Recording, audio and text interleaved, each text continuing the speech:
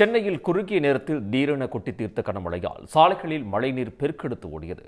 காஞ்சிபுரம், திருவள்ளூர், திருவண்ணாமலை, ராணிப்பேட்டை உள்ளிட்ட மாவட்டங்களிலும் பரவலாக மழை பெய்தது. சென்னையில் குறுகிய நேரத்தில் திடீரென கொட்டி தீர்த்த கனமழையால் சாலைகளில் மழைநீர் பெருக்கெடுத்து ஓடியது.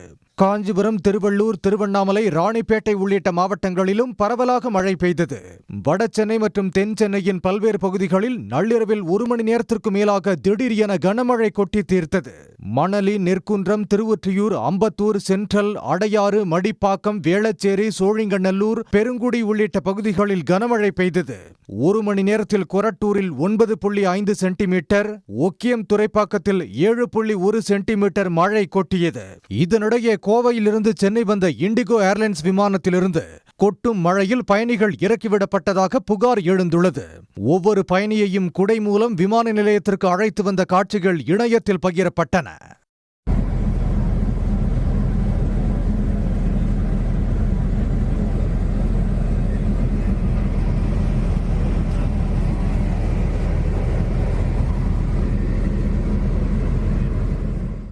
காஞ்சிபுரம் சுற்றுவட்டார பகுதிகளில் 2வது நாளாக இரவு நேரத்தில் கனமழை பெய்தது.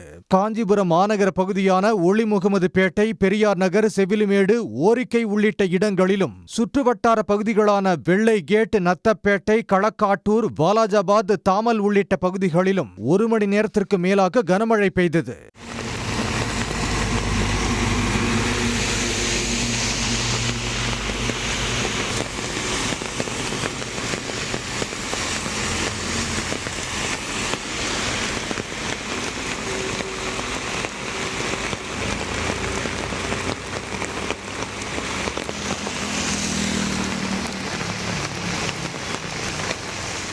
திருவண்ணாமலை மற்றும் அதன் சுற்றுவட்டார கிராமங்களான வேங்கிக்கால், அடி அண்ணாமலை, ஏந்தல், மேல்கரிப்பூர், காட்டாம்பூண்டி உள்ளிட்ட கிராமங்களில் 1/2 மணி நேரத்திற்கு மேலாக மிதமான மழை பெய்தது.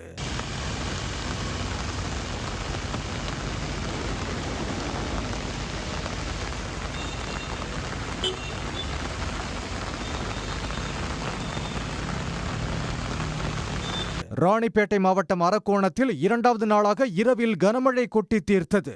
மங்கம்மாபேட்டை, ஜோதி நகர், புதிய பேருந்து நிலையம், பழைய பேருந்து நிலையம், புளியமங்கலம் உள்ளிட்ட பகுதிகளில் கனமழை பெய்தது. இதேபோல சேரந்தமங்கலம், ஆட்டுப்பாக்கம், திருமால்பூர் உள்ளிட்ட இடங்களிலும் கனமழை கொட்டியதால் சாலைகளில் மழைநீர் தேங்கியது.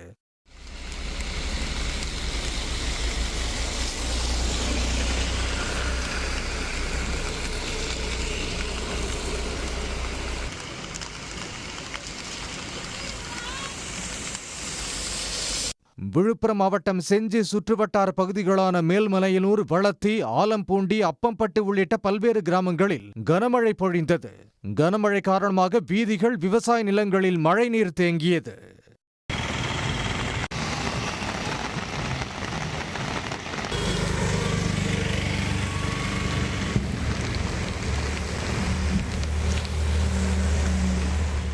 உடனுக்குடன் செய்திகளை தெரிந்து கொள்ள சன் நியூஸ் பெல் ஐகானை கிளிக் பண்ணுங்க.